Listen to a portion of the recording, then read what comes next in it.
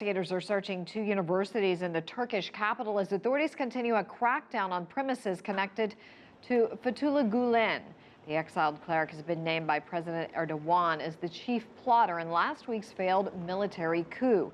Erdogan has ordered the closure of thousands of institutions in his first decree since imposing a state of emergency. Now, this decree extends to 30 days from 4, the period in which suspects can be detained. CCTV's Natalie Carney reports on how the crisis in Turkey affects its relations with other countries. Turkey was quick to point the finger after last week's failed military coup. The government believes Fethullah Gulen was its mastermind, a Muslim cleric living in the U.S. And because of this, Ankara also felt Washington had prior knowledge of what was about to unfold. U.S. President Barack Obama adamantly rejects this.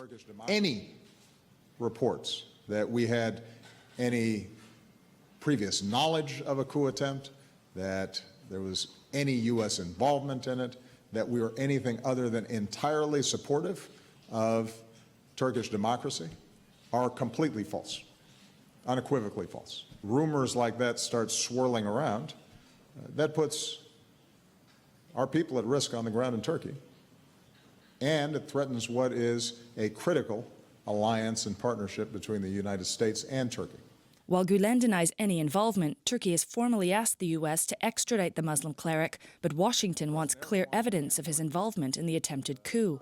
Bilateral relations were already strained over U.S. support of a Syrian Kurdish militant group that Turkey considers a terrorist organization. There's concern all this could have a negative impact on U.S. assets in the country. Ankara's pressure on Washington to extradite Gulen has fueled speculation that U.S. access to the Incirlik air base in southern Turkey, a key launching position for the U.S.-led coalition against ISIL in both Syria and Iraq, could be at risk. The first indicators, first of all, show that the U.S. is also willing to support Turkey in strengthening its democracy and supporting Turkey in bringing all those who are responsible to justice. So I believe that this extradition issue of this person will come to a conclusion soon, and so that this will not grow into something bigger. Turkey's counter-coup purges of top institutions have raised concerns of possible human rights abuses during the country's 3-month state of emergency and of Turkey's ability to meet its NATO commitments with a compromised army.